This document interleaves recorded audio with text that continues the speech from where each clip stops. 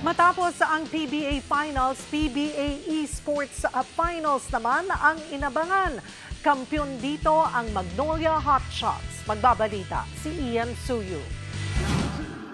Matapos ang isang buwang tapatan, Grand Finals na ng PBA Esports Bakbakan. Nagtapat sa finals ang mga pambato ng Magnolia Hotshots at Rain or Shine Elasto Painters sa best of 3 finals kahapon. Maagang nakuha ng Magnolia ang lamang sa Game 1 ng serye. Ang Elasto Painters naman, tinambakan agad ang kalaban pagdating ng Game 2. Pero ang Hotshots, nagawang makabawi para maiuwi ang kampyonato.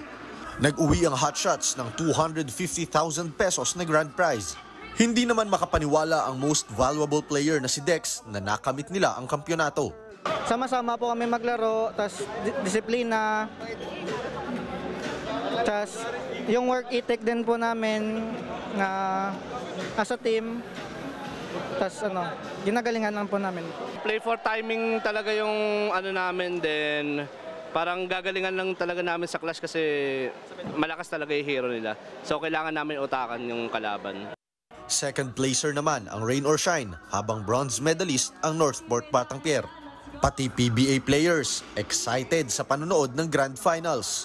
Feel ko ngayon sobrang saya and yun nga, first time ko nanood ng live.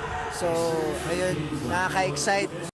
Ito na ang ikalawang season ng esports tournament ng PBA at plano pang palawigin ang mga esports game na lalaruin sa next season sa susunod na taon.